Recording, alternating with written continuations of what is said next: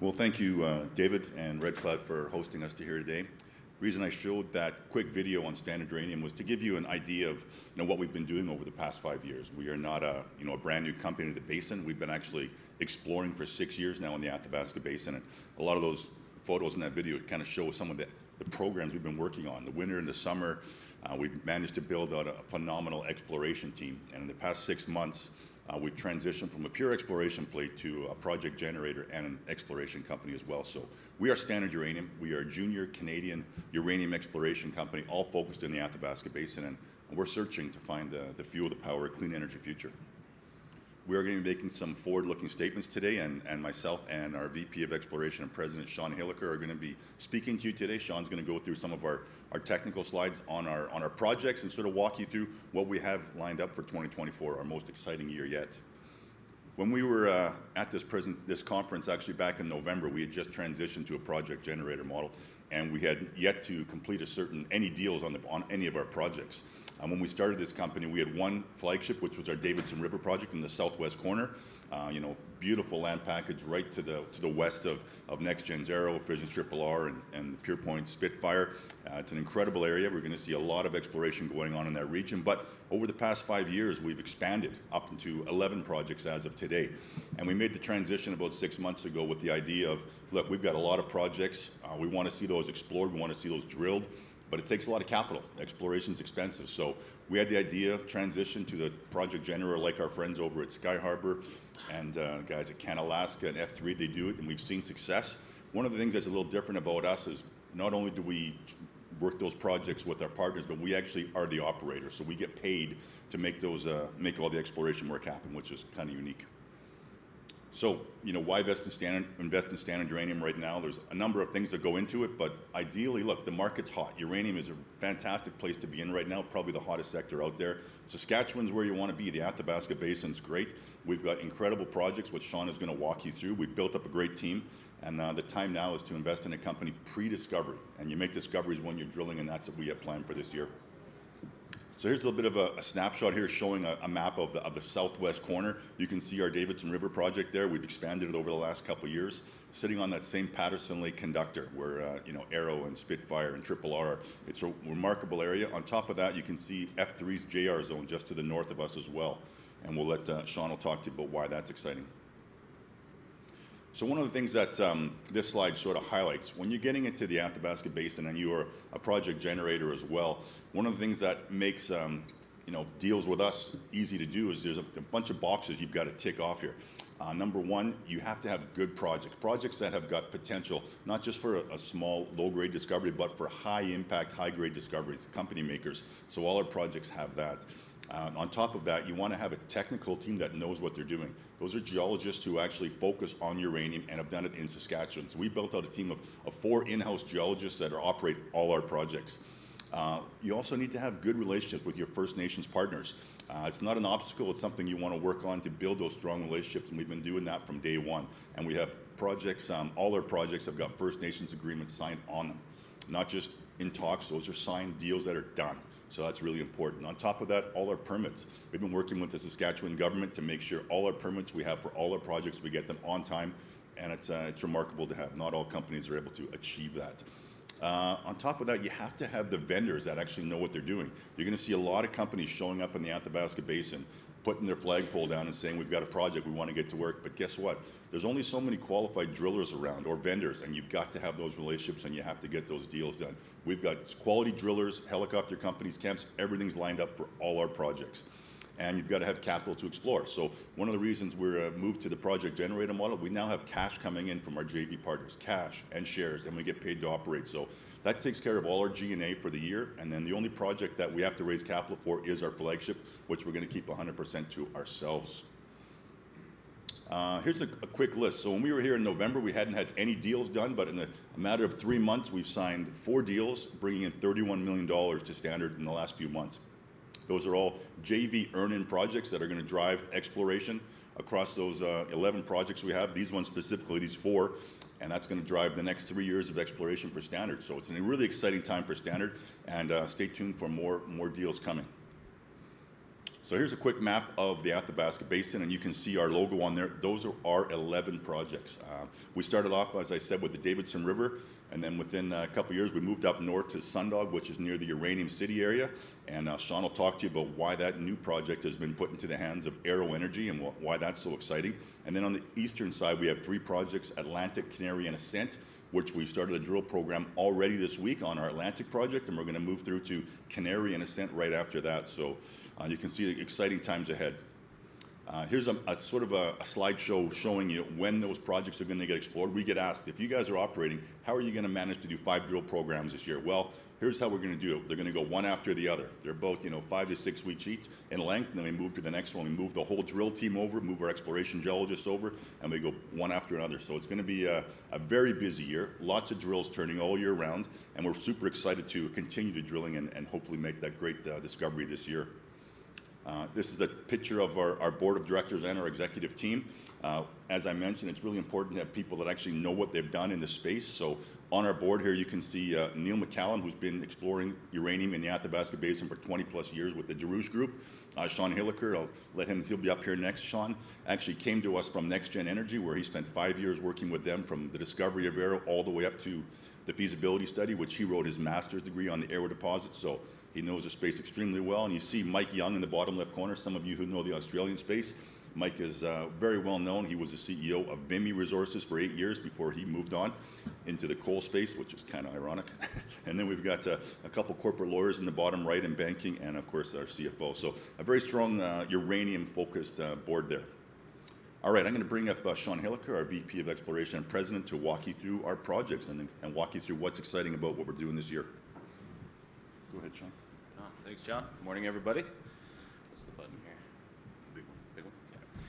All right, so yeah, on this slide, like John was saying, this is what the company was built around originally in 2017 when they built it out. Here's our flagship Davidson River project. So the southwest corner of the basin, historically relatively underexplored compared to the east side. And like he was mentioning, the Arrow deposit, Triple R, these things kind of broke the mold for how we think about unconformity related uranium in the basin. So it was really invaluable to work in this area, pick up that experience, and bring that to the table for what we're trying to do at Standard. So that's exactly what we're trying to do here with Davidson River. This is why it's our flagship project. The blue sky here for a major discovery akin to the Arrow deposit is it's huge, and that's exactly what we're trying to do, is take this from where we are today to a $5 billion market cap company like we did with NextGen. So the important thing to draw your attention to here is that Davidson River is not just an area play, it's not just closeology. There's a lot happening here geologically that really speaks to the value and merit of this project. So on this map here, you can see it's magnetics in the background, so you kind of get the general fabric of the rocks in this area, and there's actually a regional scale fold here. You can see the gray lines on the slide there represent the electromagnetic conductors, so those represent, as Chris mentioned, graphite in the basement rocks. These are basically the fluid highways that like to focus uranium into these areas. They create space for these things to come in, interact with the rocks, and create uranium deposits. So you can see that these conductors actually fold up to the northwest right through the Davidson River project. Chris was also talking about Smart Lake, one of their JVs with Cameco there. So you can see that's a long trend right to the north of Davidson River. And then, as John mentioned, the JR zone. So when we picked up this project, first started exploring it, it's essentially a mirror image of what we were looking for, on the eastern side at NextGen. So that was our theory here, was we know there's world-class uranium endowment on the eastern side of this major Clearwater domain. As Chris mentioned, maybe it's a driver for uranium fluids in this area and a potential source, but obviously an important aspect of the geology here. So that's what we expect to see on the western side is, high-grade uranium like we see on the east. And F3 just basically completely validated our theory with that, with discovering the JR zone to the north. So another interesting thing we're doing with Davidson is we're kind of harnessing this cutting-edge, data-driven machine learning technology. So it's not a black box, AI-driven thing where you put in your data and it, takes my job away and just presents drill targets for you. So what we're doing with that is you can actually match anomalies with the geophysics we have on Davidson River. There's publicly available data from RRR, from Arrow, and we can actually go line by line and match anomalies to these known deposit footprints and apply that to Davidson and basically highlight areas that look geophysically identical to these high-grade deposits that we already know are there. So we haven't been back here since 2022 to drill the project, so we're really excited to get back this year. That should be the 5th and final drill program of this year. So really excited to bring that into the fold. As John mentioned, we expanded the project down to the southeast there, so apples to apples kind of comparison geologically, with the JR zone being right next to the Clearwater domain on the west there. So really exciting times for driving Davidson forward. Quick slide just kind of outlining what we've done so far on the project. We've drilled 39 holes, 4 relatively modest drill programs since 2020 when I first came on from NextGen. Couple highlight photos here. Those dark colored rocks on the bottom photo are these graphite rocks. These are the rocks that are soft. They like to deform, open up, be reactivated and reused over geological time. And these create the space for uranium fluids to come in, interact with these, and potentially precipitate uranium. The top rocks there, you can see the nice red and yellow colors. Those are some typical alteration products that we commonly see associated with uranium. The point is, we first started drilling this in 2020, had never seen a drill hole for uranium ever in this, really prolific region, right? So we wanted to prove out that, are the rocks the same that we saw at Arrow? Are the structures the same? Are we seeing these similar indicators? And the answer is yes. So these are just some examples of that. All right, moving up to the Uranium City area, aptly named. This is, Saskatchewan's first uranium mining camp. What we've done here is pretty cool. We've put our Sundog project into this deal with Arrow Energy. They're optioning the Sundog project from us, and then they're also optioning 2 projects from Fortune Bay. So one of which is contiguous with us. So ours is the dark blue there that you can see, and then Fortune Bay's projects are in the light blue, and then we've staked a bunch of land in the orange there as well, positioning this into one of the biggest land holdings in the area, and all the blue dots everywhere on that map are all uranium showings. So obviously it's a really prolific area for uranium. There's high grade at surface, which you don't normally see. Normally we are relying on geophysics and looking for these what we call blind deposits undercover. So this is kind of a unique area, and it's really exciting. So we're going to be getting up there to start drilling this again. We hit some mineralization on our last hole of the last program. We've drilled this thing twice with 2 small programs over the last couple of years. So excited to get back up there this summer and test some mainland targets and follow up on what we found so far. Just a map showing what we did in 2023 in the winter. Haven discovery on the island there is high grade right at surface, so we followed up with that on our last hole, hit some mineralization at depth. So we're going to be following up on this area as well as several others. All right, let's jump over to the eastern basin here. So you can see we've got several pieces of land over here. I'm not going to get too technically into the weeds here with you guys, but I'll just kind of run you through each of these really quickly. The main 3, Atlantic, Canary, and Ascent, those are the ones that we've owned for quite a while now, and that we're going to be working through partner-funded programs this year. So super excited to get the drill bit spinning on the east side for the first time. We've only drilled Davidson and Sundog, so we're really excited to be drilling Atlantic right now, followed by Canary and then Ascent, and pushing some of these other newer projects forward as well. So here's Atlantic. Hurricane's already been mentioned a few times. You can see it on the map there over to the right. So that's the LaRock trend there, and then there's kind of this east-west conductor trend that splits off from it. And we have our Atlantic claim blocks covering some of that. So some historical drilling, there's uranium mineralization in pretty much every single one of these drill holes.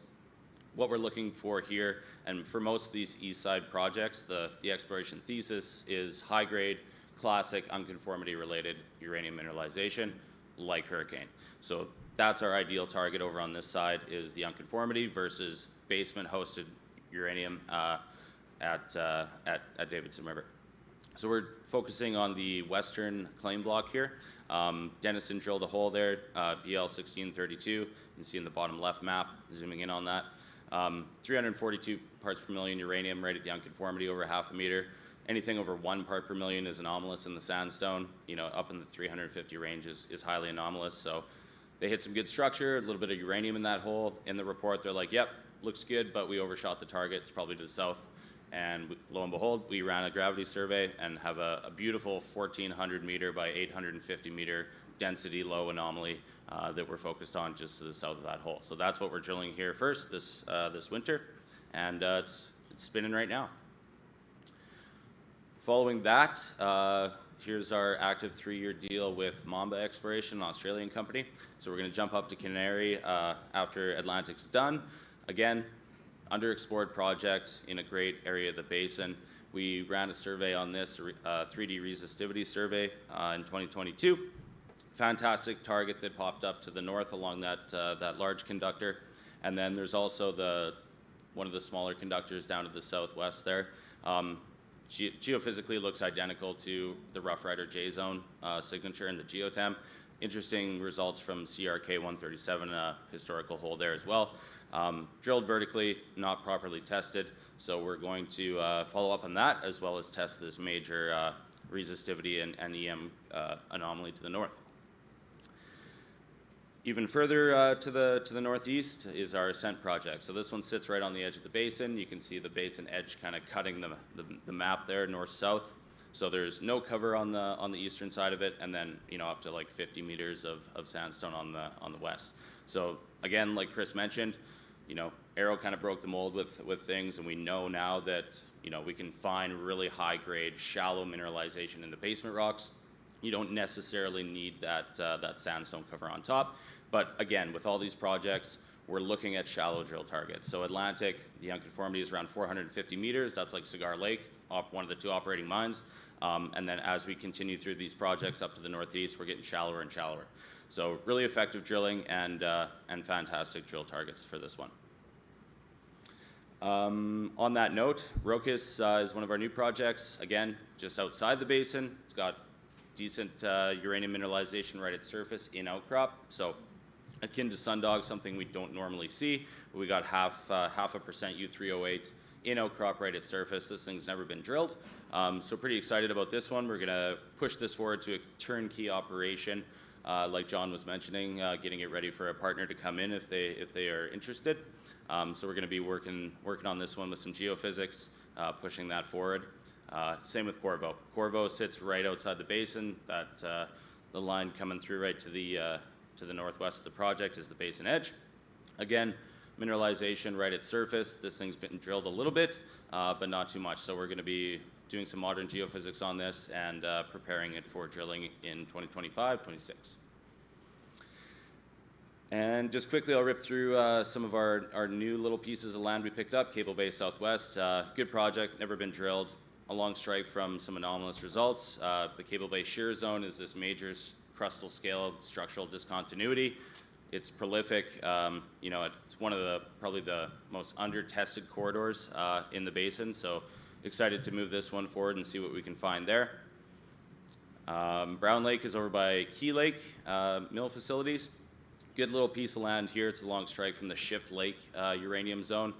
Some good grades just right along trend up to the northeast. So we're going to be looking to do some deals on this one and push it forward as well. And same goes with Ox Lake. So this is another little piece of land we picked up recently, right at a bifurcation of a conductor corridor and these north-south Taberner faults over outside of the east side of the basin. And you can see the Gemini discovery and Accio discovery by 92 Energy and Baseload, respectively. So good area to be in, and yeah, excited to push all these projects forward in 2024. Back to you, John. Perfect.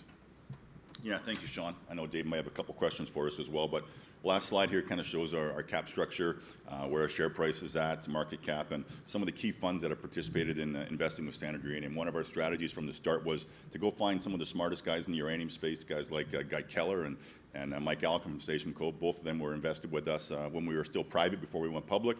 And then Mike and his team came in our last raise in December, and we're meeting with Guy and hoping to get him back into the story again this week. So it's great to have real strong fund managers that know the space investing along with us. So it's a good time for Standard Uranium. And we'll take some questions. Thank you.